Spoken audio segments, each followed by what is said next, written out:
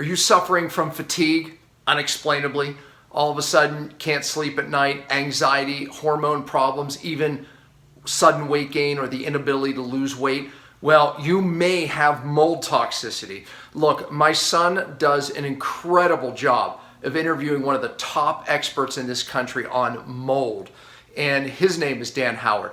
But look, Dan Howard is an expert, but he goes even beyond mold in this video, and he exposes the types of toxins and the toxins that may be why you still don't feel well, despite doing all the things like I did when I was sick. Literally, I did it all. But let me tell you something. I talk about 3 big types of toxins that is the reason for why most people aren't getting well, don't feel well. Dan exposes them. I'll tell you what, when you deal with mold, there are so many traps. There's so many problems that people face unknowingly. Matter of fact, most mold you don't see. Dan shows how you can look and evaluate your own home and situation and say, okay, I need an expert. But you know, my son, he made all the mistakes, very typical, but it makes for a really good video because he goes through his house and he shows you some of the mistakes that he made, but he goes through it with Dan.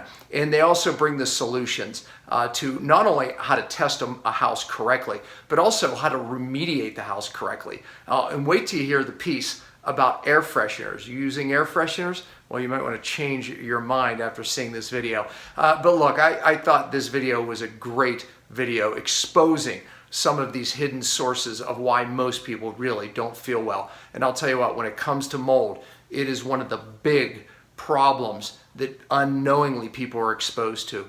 And I'll tell you, they did a great job of bringing the truth to you. So stay tuned. Can't wait for you to see this vital, important information.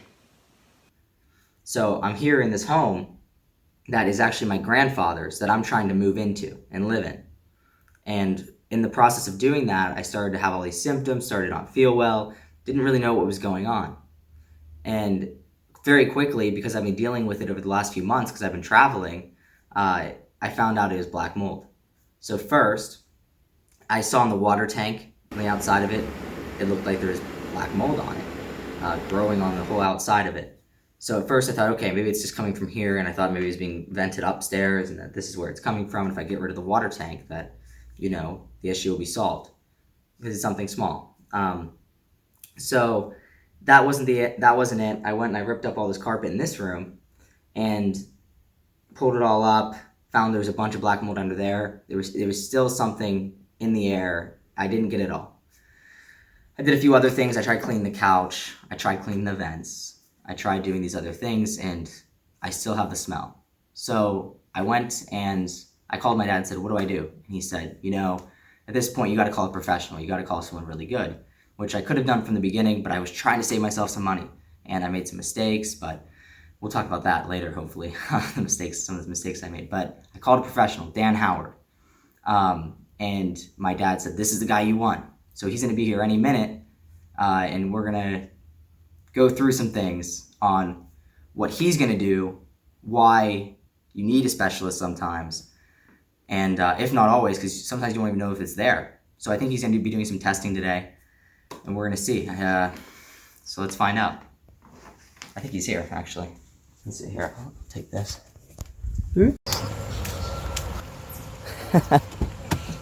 So, hi everybody, this is Dan Howard, and he's going to help me out with my mold problem here today. Sounds like a good plan. Perfect. Nice to meet you officially. Good to meet you. Yeah. So I was telling them about the dangers of mold, Okay. and what it can do in your life. Yeah, and it can express itself as everything from, most people think it's just respiratory issues. No, it isn't. I have people who, whenever you look at them, they're so red they're like lobsters because it attacks the skin. It's digestive issues. Most common, and almost every day I talk to people who feel that they have a fog in their life all because of it. And often they don't recognize all the places that they're exposed to it. Now, it's not everybody that feels this. Bottom line is that, and a lot of people have trouble believing that someone could have mold problems and the rest of the world not, the rest of their life, the rest of the people living in their home.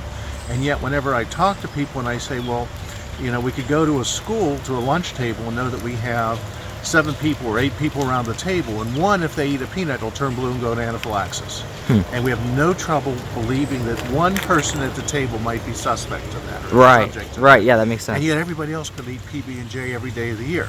Right. And we cannot translate that.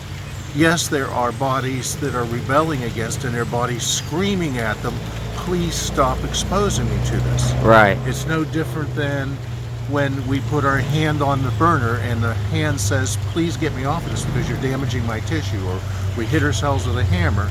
It's the same process. And then of course we have the whole issue of that so much of the traditional medical community doesn't address the real underlying causes.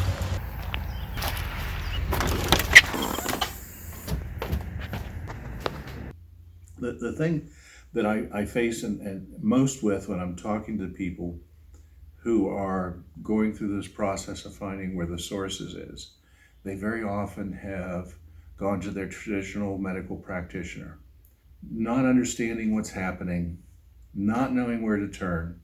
And in the traditional medicine, almost always the first treatment is avoidance.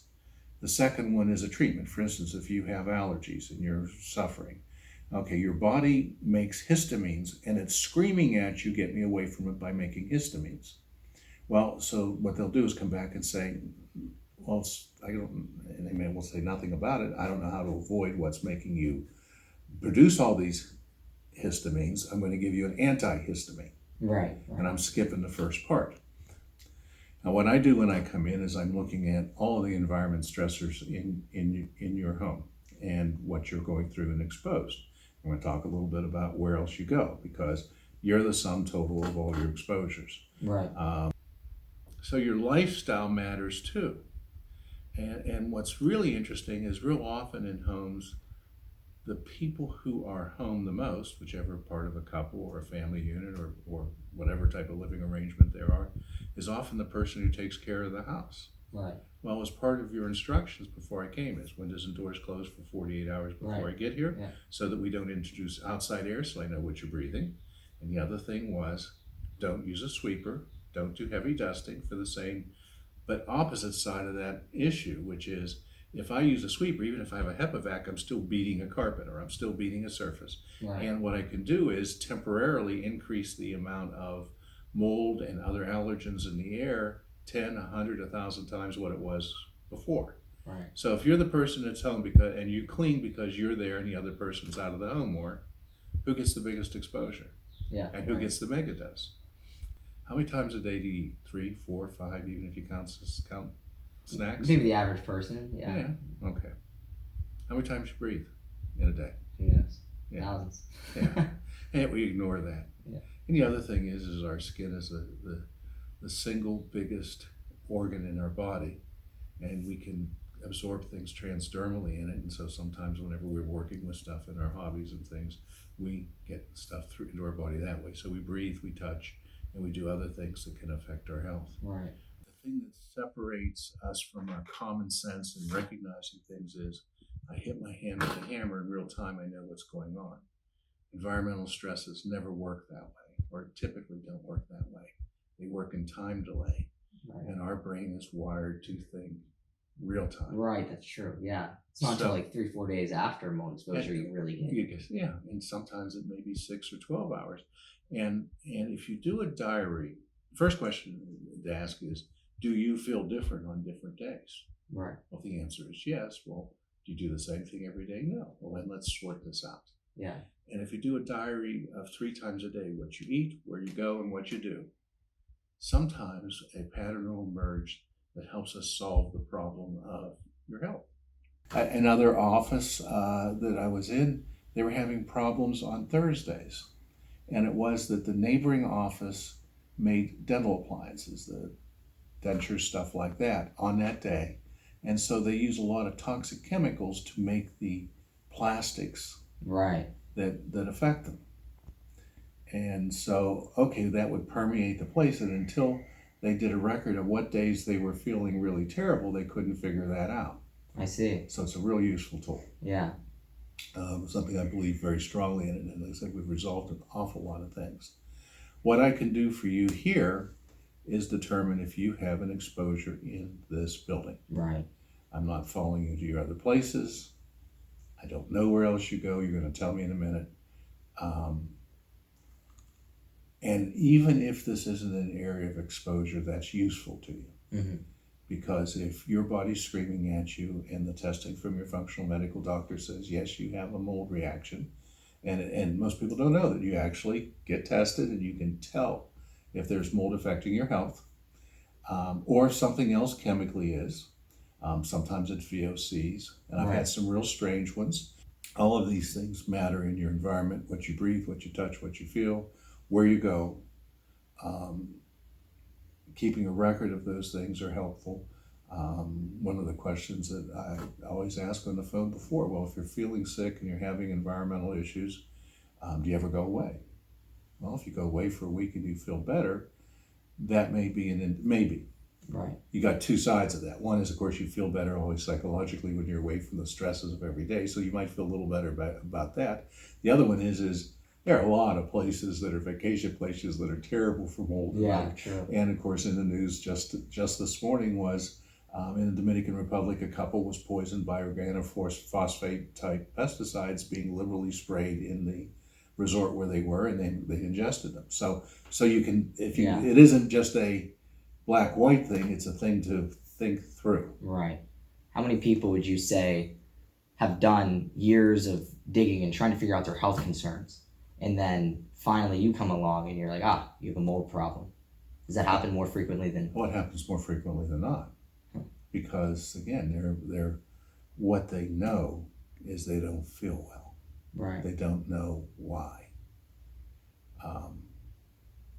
And sometimes the best laid attempts to resolve moisture issues, like the interior French drain example, many people, because they have a wet basement, go in and bust up the floor. They put the interior French drain in the sump. It's wet all the time and they're exposed to mold. Well, they thought they dried out their basement. They thought that the whole problem was resolved. So therefore, it could not be, just absolutely could not be, that mold in their basement's making them sick. I see. But it is. Right. But they thought they had it fixed. And so I see an awful lot of that. A lot of people, again, think I'm cleaning my house regularly so I don't have mold on the floors and the walls and everything. But they're the ones doing it, so they're getting, as we said earlier, a mega dose. And they think they're making life better for themselves. They think they're staying on top of it, and they're making things worse. The whole thing of the dandelion, when it went from yellow to white when you were a kid, right, and you blew on it, and got the neighbors all dandelions in their yard, but you didn't know that at the time. Right. That's what happens as we disturb things in our normal course of stuff. Mm. One real good example, the mold Cotomium is one of the high moisture molds. And it also is one that affects neurological patients very significantly, or some, not all. And by that I mean people with lupus or MS. And I know one sad case, the young lady was in her mid-20s, and her physician had told her, there's something going on here I don't understand. Your MS is a progressive disease, but with modern medicine, they can reduce the speed at which it goes. And it's kind of like a quarter step forward, an eighth of a step back, and often is very slow to progress with people nowadays. She was zooming through the process of debilitation. And he's saying, I don't know why you are. You're too young, first of all, that you shouldn't be having this. And it wasn't until we went to the house and were talking about it that she mentioned that she was the one who was cleaning up her mother's basement because it was moldy, and getting the megadose. We tested the basement, high in Cotomium. And I have dozens of cases where Cotomium has lined up with MS and lupus patients. And yet, traditional medicine doesn't say anything about that.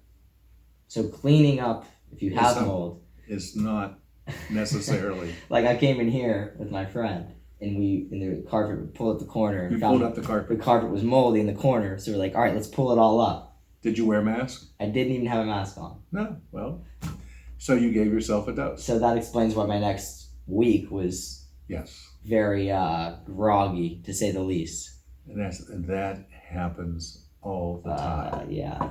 I had one probably 3 weeks ago. It was the mother thought the kid was having issues. By the way, since it's a combination of genetics and the other things, one parent and the kids with the same type of reaction is pretty common. Mm. And her story was, well, she thought her kid was sick, and she went in and she took the carpet out to make him better, and it didn't help. And by the way, now she's feeling lousy. Well, of course you felt lousy. You took this carpet that has the dust from the last 15 years, 20 years, however the carpet was, Right. and you breathed it all in, and then you raised the level in the house. Right. Okay? So That'll get you. that'll get you. And yet the intent was to make it better. And the shame of it is most often when I'm talking to someone, they have probably the most common symptom that I hear is brain fog. And that's why, that's what's going on that troubles them. They can't think as well. Right. And as such, if you're feeling sick and you have brain fog, your problem-solving ability goes out the window. That's true. That's true. And that's often by the time I get to someone, they're desperate because they've been told that this isn't something that you have that's real. It's in your head. You're imagining this. Oh, you're sick. So okay, well, just go home. And whenever you're sick, what do? You stay in home more, right? Right. You don't go out as much. I've gone in places where the issue was moldy furniture. Right. And I remember saying, all I do is sit in this couch. I walked over near the couch and it smelled of mold. Okay? And she said, just by way of illustration, I just feel so lousy that I can't get up from here. I had another one who spent most of her time in the bedroom. She said, well, and I walked into the bedroom where, again, she said she's just spending so much time, and it smelled of pesticide. It was one of the most toxic pesticides that you cannot buy as a consumer. It was bought professionally. Dang. And I looked at it and I said, did he spray this? He said, yeah, and he told us every 30 days we're supposed to spray it again, so I keep spraying it. Our reaction in being sick limits our ability to understand what's making us sick and our ability to leave it. Deadly combination. Yeah. Which is again why, when I talk to people on the phone, they can't tell me all of these things. They can't tell me that my father-in-law brought pesticide in the house. When we have mold in a building or any other toxin, it gets distributed a number of different ways. The first one, and easy to understand, is convection or stacking, they call it. And we have fire code rules around our stairwell reasons for, all the commercial buildings for a reason. The toxic fumes from combustion goes up the steps, warm air goes up, flame goes up. So we know that happens. So if I'm in a lower level and I have a toxin, what's it going to do? Well, it's going to convect up. Yeah. The second method that it gets distributed is dispersion. I take the dropper of food color and I put it into the water. I watch it spread. Cool, right? Yeah. That's dispersion. Or I open the perfume on this side of the room and it comes over here. Well, if I have anything inside the building, inside the box that's my home, it's going to make its way and permeate through everything. Right, yeah. Okay, and the third way is real popular in our area, which is forced air furnaces. Darn thing turns on, takes the air and mixes it up. What's in the basement, often there's openings for the return air there, and it pushes it into every room. Right. Or you have a crawl space. Crawl spaces are one of the places and indicators. If I have someone who has a crawl space, I'm pretty certain that that's a source of mold. That there's even a small opening in ductwork or a vent in. First off, there's an opening that lets the air go into it. Again, you're pressurizing the area, so you push what's in the crawl space into the rest of the house. Okay? And in between times, if there's a hole, you can have some sort of the air being infiltrating into the ductwork and turning it on. So those methods all tend to mix up and make what a consumer or a regular person or homeowner would think a local problem into through the whole building problem. That makes sense. And then other issues that are real common in the window, air conditioners, because Right. you have, well, you know that they drip water outside. Yeah. You know that they're sucking air and it has dust in it. Right. Dust is a growth media for mold. So it gets wet, it sits there, in between times running, it'll grow there, you turn the blower on, you blow the stuff in. So that's kind of how that goes. How many times do you see people's health transform after getting rid of some of these stressors? I have seen some miraculous stuff. The functional medicine doctor's job, and I'm answering the question, believe it or not, is to figure out that, yeah, there's a problem, and then figure like the problem is all the toxins in a cup, okay, Right. and bail them out. Some through detoxification, some through just kind of awareness, good healthy eating, and helping the body recover. Because if you're living healthy, your ability to, it's a miracle that our bodies can heal themselves in many ways. Right. Okay, so by living healthier, you do that. By detoxing, you take the stuff out. My job is to look at that cup and say, wait a second, somebody keeps putting a tablespoon in. There's no detox that is pleasant. There's no detox that you would sign up for entertainment or a vacation. Any detox that works. Well, That's pleasant. yeah, yes, you got the point there. You have pretend ones. And it isn't. And if you're detoxing and somebody keeps spooning the stuff in, it's Right. a longer detox, harder detox, and less successful, and less time till your body's well enough to be able to handle what's going on. Right. My job is to figure out that process where they're dumping the stuff in and stop it from dumping in. And almost every water authority within this 100-mile radius has trace elements of arsenic in it. And we know that arsenic can kill us. Right. Yeah. Okay. But it's such a low level that it's not considered toxic. It's below permitted level, and they can't really get it out of the water. But all of a sudden, I start feeding you a quarter teaspoon of arsenic every day. Pretty soon you get sick, and if I keep doing it, you die. Yeah. The point being is that there's going to be mold everywhere. We need to make sure that it's low enough that your body can handle it, that the functional medical practitioner lands up fixing it, that once identified, once I'm done, that we have a remediation company that understands solving the reason why it's there. It's a science project. Right. This is, again, the universal plan is marvelous. From the highest mountain to the deepest sea, from North Pole to South Pole, and all betwixt, where I have food and water, something grows. I need to understand that. Right. I need to understand what I don't want growing. I need a remediator to come in and not do the thing where they're disturbing everything and making it worse, and dealing with the underlying conditions, which in your report you'll get from me. I'll say, okay, this is why it's here, this is what you need to change, and this is then what you clean. And so we need to have that whole process take place in conjunction with the functional medical practitioner so that you can get well. So one of the things I haven't done is scrub down all these walls.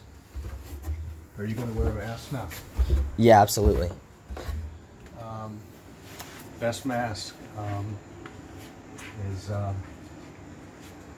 the best mask is the full-faced with the purple filters. You're not going to wear it. You won't wear it more than 10 or 15 minutes because you can't breathe and work and do the thing. Oh, I see what you're So saying. I'm happy if you buy the paper ones and get the little plastic insert in the middle, because I know that compliance is a big issue. Compliance is a big problem, not just with traditional functional everybody.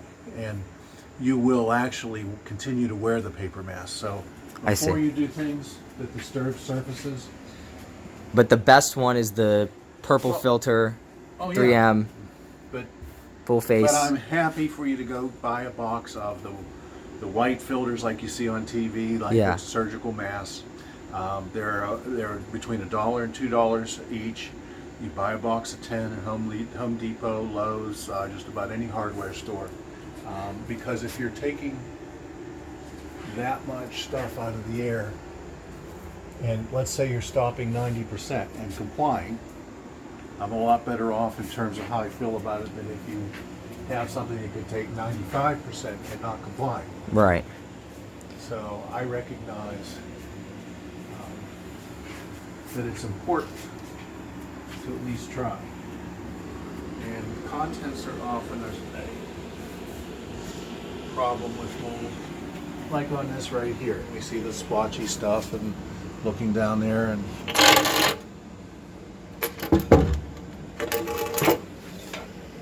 Yeah, you see the surface there, and Yeah. it is covered with mold. I see. Okay. And it's easier to see on stain finishes and those kinds of things than it is on your joist, so it's a good indicator to me what's going on in here. Perfect. You've got the dehumidifier set for 45%. Mold wants to grow about 45%. Yeah, this thing was probably covered too. I mean, all this stuff that was in here that I haven't cleaned down. Yeah. So if it's on the contents, is it on all the other joists we can't see? Right. Of course. Yeah. Again, any place on earth there's food and water, something grows. For mold, its job in the ecosystem, again, which is a wondrous, wondrous plan, I couldn't come up with a good plan like that, is to take the dead trees in the woods and recycle them so new plants and trees can grow. All right. What's it going to do if I have moisture plus dead wood, which is what your house is made out of, or your furniture's made out of? I see. It's going to recycle it. So it's all in the normal course of what should happen. Not so good for our health. And you see up there, see the splotchy stuff growing on the joists? Up here. Yeah. And again, it's not necessarily easy to see, Yeah. but and you can see the black stain on the grain. That's not natural from the wood.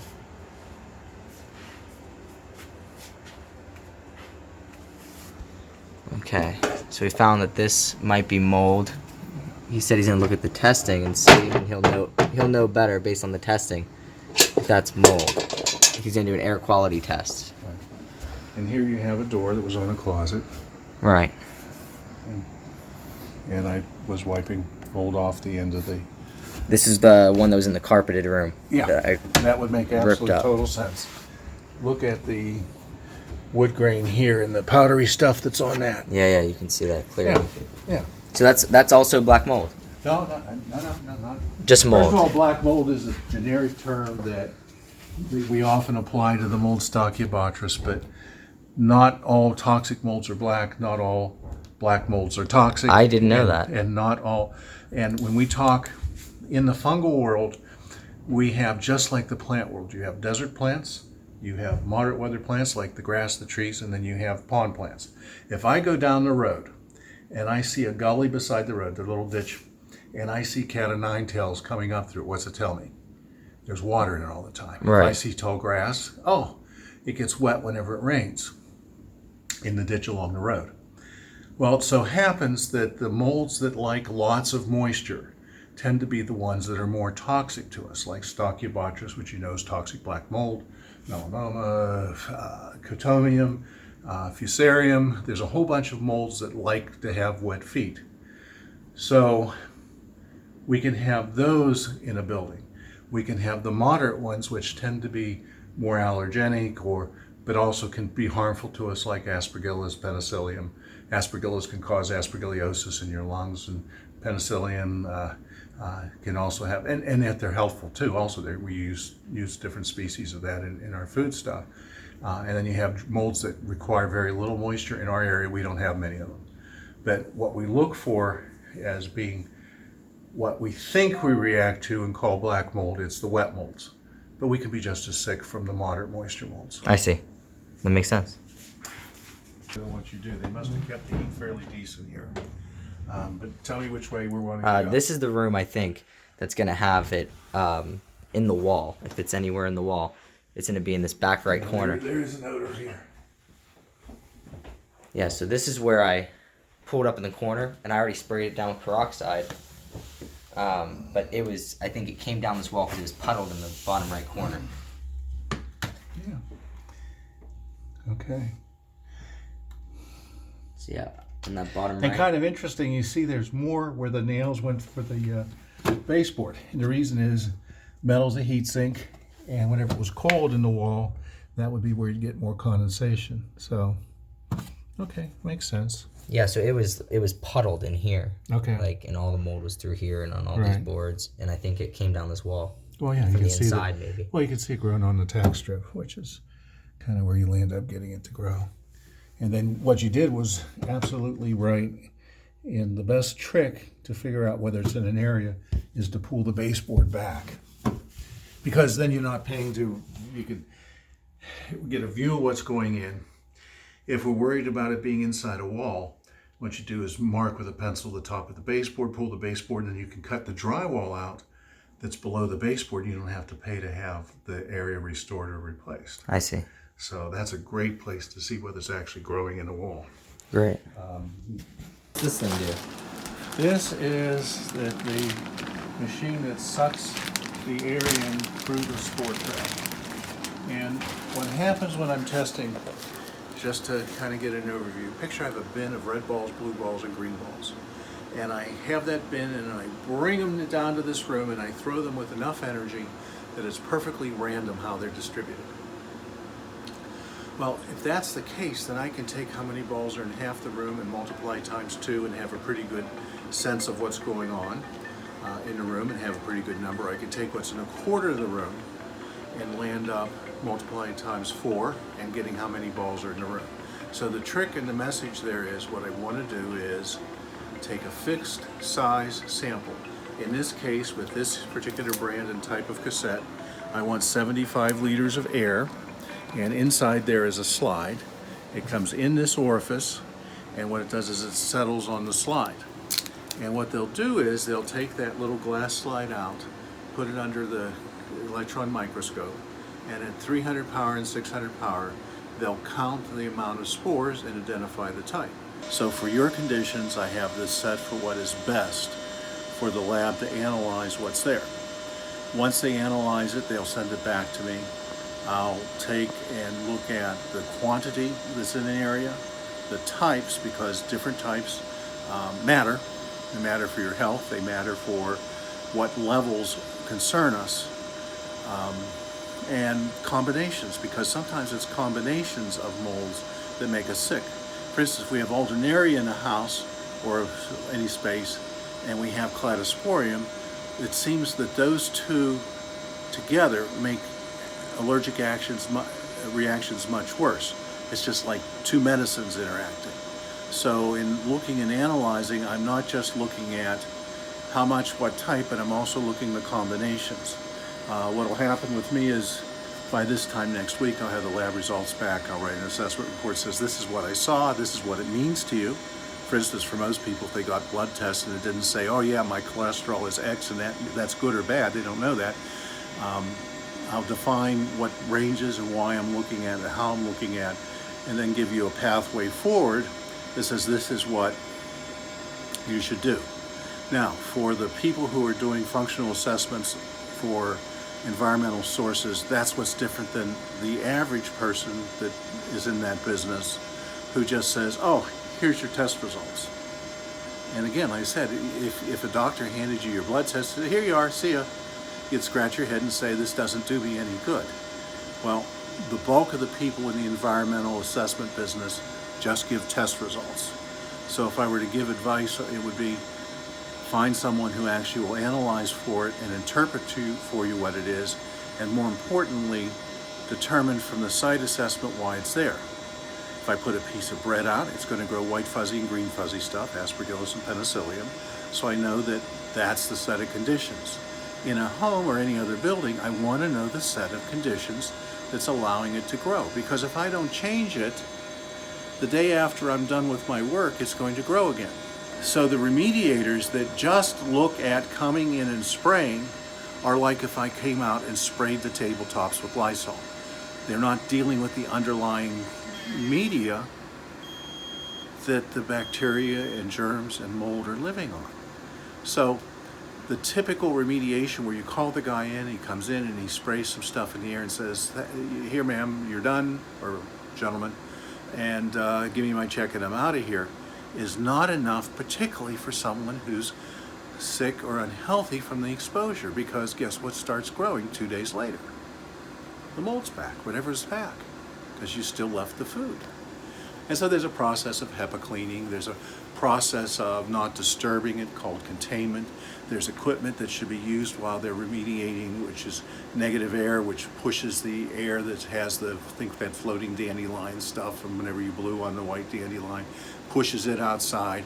And then you have air scrubbers, which are filters, which take the air that now is from the disturbed mold in an area and grabs it on the filter instead of going to the floor so that you walk across it and put it back up again. And it's things that a lot of the remediators ignore, like, well, if I'm in an area that's moldy and I'm in there spraying and disturbing, well, maybe I should be covering the ductwork too, so that I'm not pushing stuff where I don't want it to be. Or even more importantly, when I'm done with the job, if the building's been moldy for a long time, guess where the mold's going to have settled? It's going to settle in the ductwork, it's going to settle in the A coil for the air conditioner, it's going to be on the blower of the furnace. Well, those all need cleaned. Actually, what's kind of funny about that is I go in a lot of places where they've been professionally duct cleaned and they don't clean the furnace itself. Well, picture you have a furnace and you have it connected to the ductwork and you open up the bottom where the blower is. If there's still crud on the blower, wait a second, the first time the furnace turns on, what's it going to do? It's going to spread that through. Or the A coil, the part of the air conditioner that's inside the furnace, which is moldy. If you don't clean that, and probably 3/4 of the furnace ductwork people I know don't address those two issues. So again, all the way through this process, you need the extra care and diligence to keep from leaving stuff there to grow and to keep from recontaminating, particularly if someone's sick. And too many people aren't doing that. So we were just talking, and we were talking about other stressors and air fresheners. Yeah, like the plugins. And real often people will get a bunch of the Glade plugins and put them in a house because they think they have mold, and of course that covers up the mold. Well, no, it doesn't. What it does is the vehicle, the thing in it that makes the odor go into the air, is formaldehyde, and formaldehyde's toxic to us. Formaldehyde. Formaldehyde is actually the vehicle. And again, you can go to their website and look up material safety data sheet and pick your flavor. Pick cinnamon, pick vanilla, pick Hawaiian, whatever, and you'll see that also on the list is a list of synthetic chemicals that are made as derivatives of oil, all organic chemicals, because they're not the essential oils. It is not cinnamon that you're smelling when you smell the cinnamon one. It's a whole host of chemicals that are untested in the air for people. And the combinations most certainly are not tested. So I'll go in many times to someone who is suffering from mold toxicity, and they've made it worse by adding chemical toxicity, which makes it tougher for the body to recover, which makes the mold toxicity worse. So when I have the plug-in types of things, or the open fresheners, fragrant candles, the same thing. And I have people who have lit candles they thought to, again, make the mold go away. Well, if you ever look at the ceiling where someone has a candle, you'll see the black carbon is collected on the ceiling. Well, that's carbon particles, or ultrafines is what they're called, and those damage our lungs. So they're damaging their lungs and adding the fragrances that are chemical derivatives in their effort to try to disguise the fact that they think they're stopping the mold from affecting them, because now they don't smell the mold. It's taking away the thing that we're given, which is reacting to the odor. If something doesn't smell good, taste good, or feel good, it's not healthy for us in almost every instance. So they're looking at something to make smell good, what really our body is saying get away from, because without this smelly good stuff over, we would land up running from the mold. And we've synthetically overpowered our body by disguising with all these chemicals to try to make it so that we feel good about sitting in the moldy room. Well, it's not healthy for us. And again, it adds VOC poisoning to mold poisoning. And then I have to take an outside test.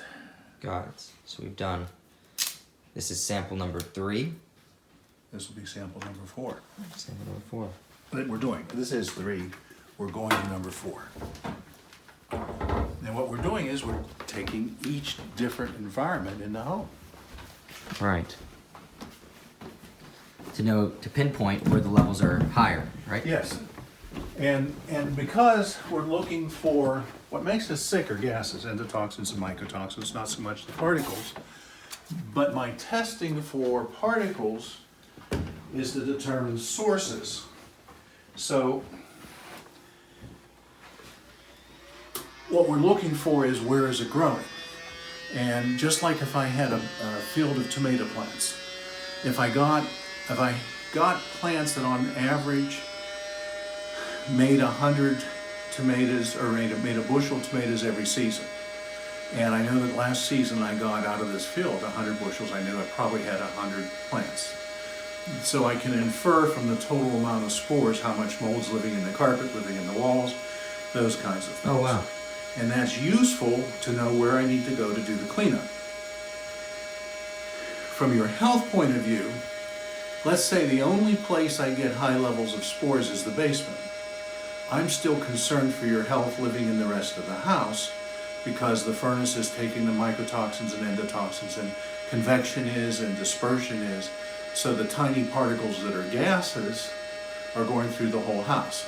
So my testing this way is to say, okay, I'm locating where in the home the source is, and by the way, that'll tell me what type. In looking at the plan to make it go away, I need to look at what it does to the rest of the house and to clean up all of the things in the air in the whole home and making it a healthy environment for you. And there are ways to do it. One of them is to remove the mold. There are other things that when I have chemicals in place, that techniques that we can use, which is, we call them HRVs or ERV, energy ventilators that can add fresh air. So there are other techniques that sometimes need done when we have situations that are really difficult. And figuring that out is what somebody who's doing the functional type of assessment instead of just the testing is there to do for you. So we just finished taking the outdoor sample. Right, and that's what we need to compare with the indoor samples. Because there'll still be mold in it. Yeah, and let's say I have like a mold that loves to live on leaves and trees, which we're out in the middle of a beautiful country, would have high basidiospores. Well, I need to look at that number, because if I have less basidiospores inside than I do outside, it could just mean you open the door, you live here, the window's open, those kinds of things. If I don't have a whole bunch of that mold outside and it's real high in the inside, it tells me I've got rotting walls and windows. So I need that baseline for looking at everything. And I need to look at what the outside mold is, because it influences the inside, and that's zero. That's the calibration. Got it. So that's my baseline. I look at that, and then I compare the outside with the inside, and the inside I compare it to different levels, and I compare the types and the combinations, and out of it I figure out, oh, is this really good, really bad, or somewhere in the middle, which is where most places are. Awesome. So we just finished taking all the testing, and I'm very excited to get the results back. And I'll make sure to let you know how the results were and if it's fixable for my situation.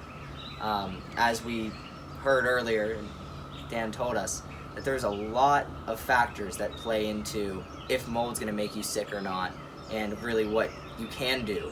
And everybody's situation is different in finding the source, and the list goes on. Hopefully you watched it all. Then Dan gave us a ton of great information. And I just want to thank you, Dan, for coming out. Thank you. It was my pleasure working with you. Yeah, thank you. Most certainly, And hope we help people. That's the whole point, is we want to help you guys. And he's just doing this for information. I mean, he's booked out months in advance, and he only services, I think, Western Pennsylvania. Only Western Pennsylvania. So make sure, but he does put out a lot of information, a lot of articles. So make sure to check out his website if you're looking for more information. What is virespect.com. Okay. E is in Elizabeth, V-I-R-O is in Othello, S is in Sam, P is in Paul, Got it. E is in Elizabeth, C is in Cat, T is in Tom, at virespect.com. Got it. There are all types of information you can use, whether you live in California or Canada or anywhere in between. Yeah, great. I'll attach a link in the description or maybe on the video. It'll be there so you can check out his work and learn, educate yourself so you can help yourself, help your family, and help others. It's very important information, and there will always be a time in your life, one way or another, where this information will come in handy and will affect your life. So after getting my results back and talking with Dan, we've kind of decided, the situation, it's really not fixable. It is, but it's going to be completely gutting the house and nearly getting behind every wall.